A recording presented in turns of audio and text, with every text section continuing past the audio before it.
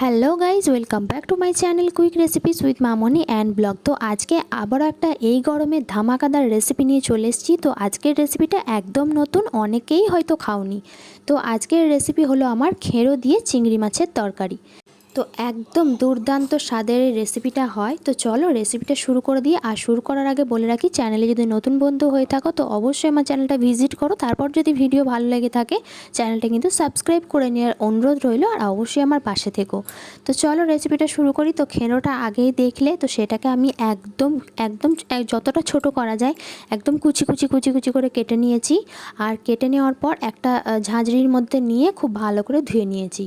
আর এখানে দেখো ছোট ছোট করে আলু কেটে নিয়েছি। এখানে নিয়েছি রসুন 5 থেকে 6 কোয়া আর আদা। একটা গোটা টমেটো কেটে নিয়েছি কুচি কুচি করে। এখানে নিয়েছি দুটো কাঁচা লঙ্কা।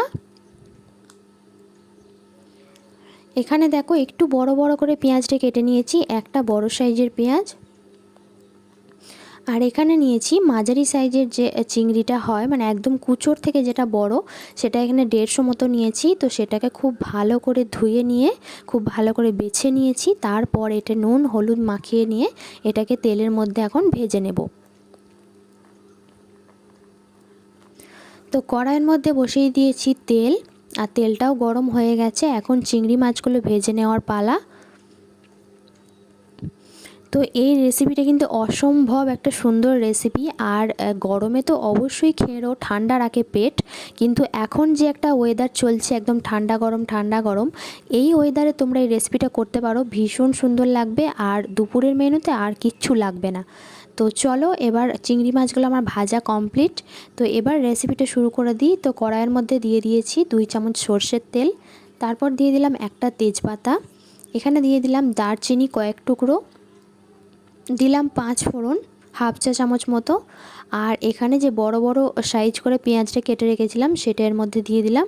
তো হালকা করে ফ্রাই করে নেব। ফ্রাই করে নেওয়ার পর এখানে আদা এবং রসুনকে আমি এখানে পেস্টও করব না আর শিলেও বাটবো না, এটাকে আমি এখানে গ্রেট করে নিয়েছি। তো দেখো আদা এবং রসুনটাকে গ্রেট করে নেওয়ার পর আমি পেঁয়াজের ওপরে দিয়ে দিলাম। তো গ্রেট করে নিয়ে কোনো কোনো সময় রান্না করবে, দেখবে রান্নার স্বাদটাও কিন্তু একটা অন্যরকম লেভেলের হয়। তো নাড়াচাড়া করে নেওয়ার পর দিয়ে দিলাম এখানে টমেটোটাকেও ভালো করে নাড়াচাড়া করে নেব। তো এবার দিয়ে দেব মশলা, জিরের গুঁড়ো, হলুদের গুঁড়ো এবং লঙ্কার গুঁড়ো।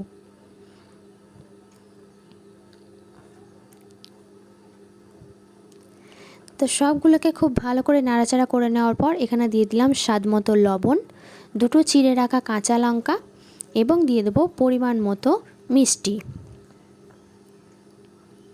তো আবারও খুব ভালো করে নাড়াচাড়া করে নেব। মশলাটা খুব সুন্দরভাবে কষিয়ে নেব যতক্ষণ না গা দিয়ে একটু একটু তেল ছাড়ছে। তো এবার যে আলুগুলো আমি কেটে রেখেছিলাম একদম ছোট্ট ছোট্ট করে পোস্তর মতন, তো সেই আলুগুলোকে এর মধ্যে দিয়ে খুব ভালো করে এখন কষাবো। তো এই রান্নাটার মধ্যে আমি কোনো রকম জল কিন্তু ব্যবহার করব না। তো চলো রেসিপিটা দেখতে থাকো।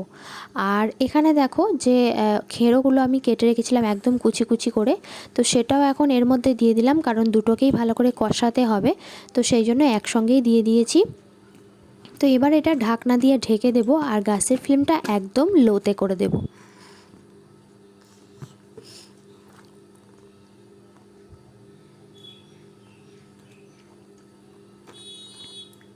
তো চলো কিছুক্ষণ পর ফিরে আসছি। 2000 years later. তো মোটামুটি 15 থেকে 20 মিনিট মতো এটাকে রাখতে হবে, মানে লো ফ্লেমে। কোনো রকম জল কিন্তু আমি এখানে ব্যবহার করব না, তোমাদের আমি আগেই বললাম। তো দেখো প্রায় কিন্তু সিদ্ধ হয়ে গেছে আলু এবং খেঁড়োটা তো অবশ্যই সিদ্ধ হয়ে গেছে। তো এবার চিংড়ি মাছগুলো আমি ওপর থেকে ছড়িয়ে দিলাম। আর মানে যতটুকু দেওয়ার, মানে একদমই ব্যবহার করার দরকার নেই, কিন্তু আমরা যেহেতু একটু ঝোল ঝোল তরকারি খেতে পছন্দ করি তাই সামান্য একটুখানি জল অ্যাড করেছি, তোমরা চাইলে নাও দিতে পারো, জলের প্রয়োজন এখানে কিন্তু সত্যিই নেই। তো দেখো এবার ভালো করে নাড়াচাড়া করে নিলাম। তো চিংড়ি মাছগুলো দেওয়ার পর আবার একটুখানি ঢাকনা দিয়ে ঢেকে তারপর ঢাকনা খুলেই কিন্তু তৈরি করো গরম গরম খেরো চিংড়ি। তো অসাধারণ লাগবে বন্ধুরা, অসাধারণ। যারা খাওনি তারা অবশ্যই একবার বাড়িতে ট্রাই করো, আর যারা খেয়েছো তাদেরকে তো আমার বলার কিছুই নেই।